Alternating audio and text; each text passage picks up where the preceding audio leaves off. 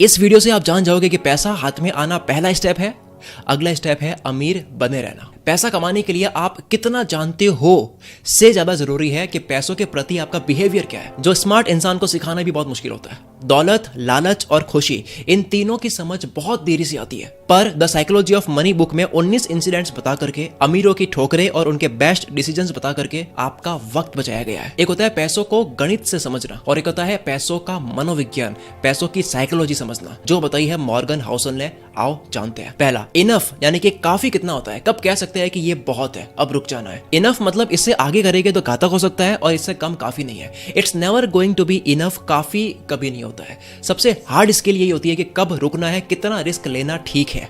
ये ना पता होने की वजह से लोग कमा करके भी पैसा खो देते हैं। इनफ ना पता होने का सबसे बड़ा कारण है सोशल कंपैरिजन, दूसरों को खुद से कंपेयर करना। रजत गुप्ता टीनेज में ही अनाथ हो गए थे, लाइफ बड़ी डिफिकल्ट थी, गरीबी देखी, पर 40 तक आते हुए ये मैककिंसी के सीईओ बन गए। 2018 में इनकी वेल्थ थी $100 मिलियन, 700 करोड़ रुपए। 5% बैंक का ब्याज भी देखे तो 1 घंटे का 50,000 रुपए कमा रहे थे वो। चाहे वैसा जी सकते थे, पर गोल्डमैन सैच के वन ऑफ द डायरेक्टर्स बनने के बाद में इन्होंने बिलियनियर्स लोगों को देखा, जिसके बाद में इनका भी मन हुआ चुल मची बिलियनियर बनने की। 2008 का फाइनेंशियल क्राइसिस में गोल्डमैन सैच भी इसका इंपैक्ट झेलने वाले थे, पर अंदर की बात यह मिली कि वॉरेन बफेट $5 बिलियन इसमें इन्वेस्ट करने वाले हैं। पब्लिक में यह बात आने से पहले रजत गुप्ता ने राजा रत्नम को कॉल करके बता दिया। राजा रत्नम ने इमीडिएटली 1,75,000 शेयर्स परचेस कर लिए और जब वॉरेन बफेट ने $5 बिलियन के स्टॉक खरीदे, बात फैल गई, मार्केट ऊपर चला गया। राजा रत्नम ने $1 मिलियन अर्न कर लिए, लेकिन US securities and exchange commission को पता लगा। अंदर की बात लीक करके इन्होंने $17 मिलियन यानी कि 136 करोड़ रुपए इलीगल तरीके से कमाए गए हैं। पकड़े गए, 2 साल की जेल हुई, रेपुटेशन हार्म हुई, करियर बर्बाद हुआ। $100 मिलियन के ओनर थे, फिर ये इलीगल चीज करके रिस्क लेने की जरूरत क्या थी। सेम हर्षद मेहता स्कैम 1992 आपने देखी होगी। रीजन सेम है कि उन्हें पता नहीं था कि कब आकर के, किस पॉइंट पर आकर के रुकना है। जब कितना इनफ है, मुझे कितना चाहिए, ये तय नहीं होता है, तब सोशल कंपैरिजन हमेशा दिमाग में चलता है। एक $5 लाख कमाने वाला beginner baseball player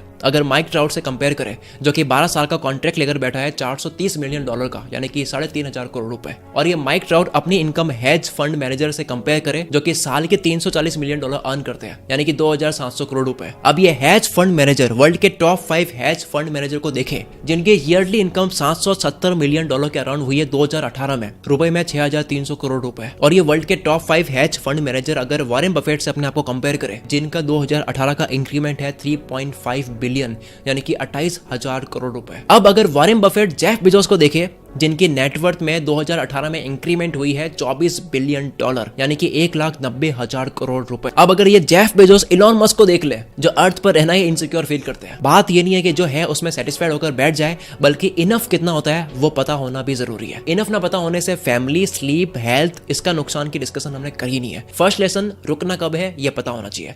second, freedom real happiness है, आजादी रियल हैप्पीनेस है, ना कि कंट्रोल में रहना।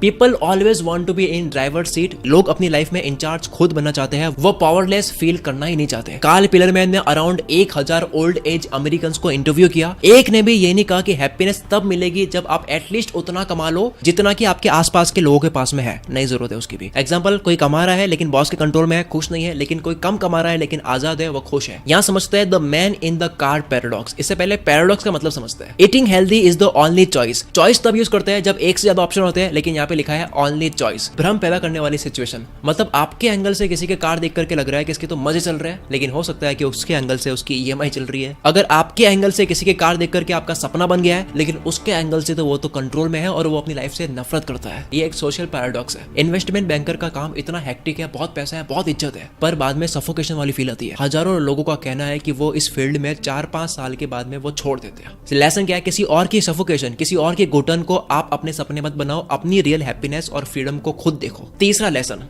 वेल्दी और रिच होने में फर्क। रियाना जब बैंकरप्ट हो गई थी, तब इसके बाद में इन्होंने अपने फाइनेंशियल सलाहकार पर केस कर दिया कि मैं इनकी सलाह की वजह से बर्बाद हुई हूं। पर फाइनेंशियल एडवाइजर ने तो मीडिया में सिग्मा मेल वाला रिप्लाई दे दिया। इन्होंने कहा कि क्या किसी को ये याद दिलाने की जरूरत है कि अगर आप पैसों से केवल चीजें ही खरीदते हो तो एक टाइम के बाद में आपके पास में पैसा नहीं, चीजें बच जाएगी। अब इसको भी एक बार the man in the car paradox से समझते हैं कि किसी ने अगर 1 करोड़ की कार खरीद ली तो उसको आप अमीर बोल सकते हो, लेकिन वो वेल्दी है ये जरूरी नहीं है, क्योंकि वेल्दी होने का मतलब ये होता है कि वो अगर चाहता तो इससे भी 4-5 गुना महंगी कार कैश में खरीद सकता था, लेकिन इसने फिर भी ये खरीदी जो आपको महंगी लग रही है। बादशाह ने रैप में कहा था कि एक दिन ऐसी जगह रोल्स रॉयस ले ली मैंने, लौंडे लेते रह गए फीलिंग। तो एक दिन ऐसी जगह गाड़ी लेना और लोन में लेना, यही फर्क है वेल्दी और रिच होने में। अमीर होना एक स्टेटस है जो बदल भी सकता है, लेकिन वेल्दी होने का मतलब हमेशा बने रहना। अब यहाँ भी कुछ लोग गलत पैराडॉक्स में फंस जाते हैं। कई लोग देखते हैं इनके बच्चे इतनी महंगी स्कूल में पढ़ते हैं, पर ये नहीं देखते कि वो 10 गुना महंगी स्कूल में भेज सकते थे, लेकिन इस स्कूल में भेजा फिर भी। लोग देखते हैं कि क्या खर्चे करता है, कितना बड़ा घर है इनका, लेकिन ये नहीं देखते कि वो 10 गुना महंगा घर खरीद सकता था, लेकिन फिर भी ये खरीदा। मतलब वो कितना संभल के चल रहा है, वो एंगल नहीं देखा। 1970 में ऑयल क्राइसिस आ गया था, पॉपुलेशन बढ़ती जा रही थी, ऑयल कम पड़ रहा था, पर इंजीनियर्स ने ऐसी मशीन्स बना दी कि उतना ही काम कम ऑयल में हो पाए। आज की बात करें तो 1950 की तुलना में 60% से भी कम फ्यूल में मशीन उतना काम कर देती है। तो हमने क्या करा, हमने और फ्यूल डिस्कवर करने के बारे में नहीं सोचा, हमने उसी फ्यूल को एफिशिएंटली यूज करना सीखा। वेल्दी बनने के लिए भी जितनी कमाई है उसी को एफिशिएंटली खर्च करने का सिस्टम बनाओ, क्योंकि पैसा कमाना और जोड़ना दोनों अलग है। लाइक बाल्टी में पानी डाल रहे हो लेकिन बहुत सारे हॉल्स है, तो वो पानी बाहर निकल जाएगा। हम जैसे आगे बढ़ते हैं पुरानी चीजें तो हमें कम ही लगती है। एक सबसे अच्छा एग्जाम्पल है स्कूल के टीचर्स का।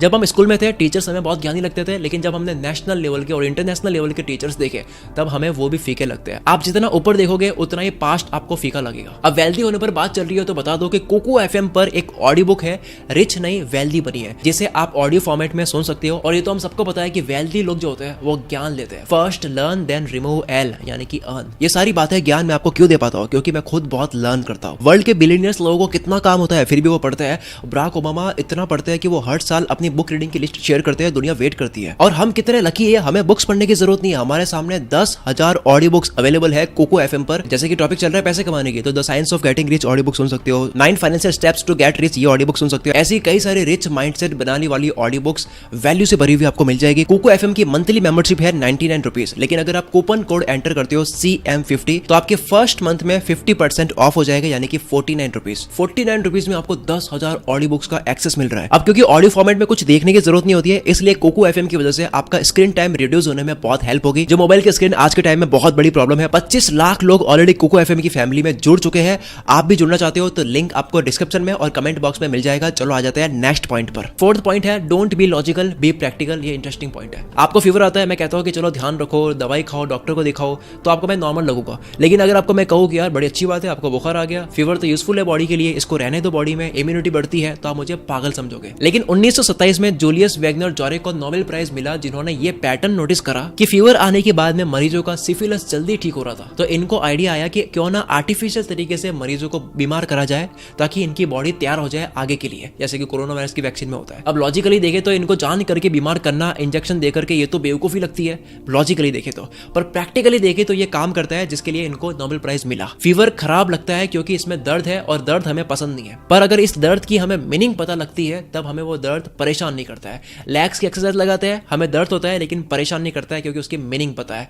Same with money. अगर आप लॉजिकल होकर किसी कंपनी के स्टॉक लेते हो, आप कहीं इन्वेस्ट करते हो, बिजनेस शुरू करते हो, आपको उसकी मीनिंग नहीं पता है, लेकिन आपने लॉजिकली देख लिया, चार्ट देख लिया, किसी की बातों में आ गए। पर अब मार्केट में अगर फीवर आएगा, यानी कि वो मार्केट नीचे आएगा, तो आप रोने लग जाओगे, क्योंकि उस मार्केट में फीवर आने की मीनिंग आपको नहीं पता। आप उस कंपनी के विजन के साथ अलाइन नहीं करते हो, उसके फ्यूचर में आपको कोई रुचि नहीं है, प्रोडक्ट्स पसंद नहीं है। अब देखते हैं इसको प्रैक्टिकली। आपने इन्वेस्ट करा, आपको प्रोडक्ट का फ्यूचर पता है, आपको उसकी मीनिंग पता है, आपको प्रोडक्ट्स पसंद है, आपको कंपनी के हेड्स भी पसंद है, आपको पूरा अंदर तक पता है कि कंपनी बड़ा करेगी। फिर चाहे कंपनी लॉस में भी आ जाएगी, आपको फील आएगी कि यार ये तो फीवर है, ठीक हो जाएगा, फिर से ऊपर आ जाएगा। रीजनिंग के साथ में इन्वेस्ट किया है, आज नहीं तो कल रिटर्न मिलेगा। कोई सिटी में बिजनेस करते हैं, दुकान खोलते हैं या फिर ऑनलाइन स्टार्ट करते हैं कुछ, तो लॉजिकली देखे तो 3-4 महीने ट्राई करा, प्रॉफिट नहीं बना, तो दिख रहा है कि हाँ लॉस है लॉजिकली देखे तो। लेकिन प्रैक्टिकली अगर देखे तो अगर आपको गहराई पता है और वाकई में पता है तो आप 3 महीने में दुकान बंद नहीं करोगे। तो फोर्थ लेसन क्या है, बहुत ज्यादा लॉजिकल नहीं होना है, आपको प्रैक्टिकल होना है। 5वां lesson, this is most important lesson. वक्त के साथ में इंसान का सोचने का तरीका बदल जाता है।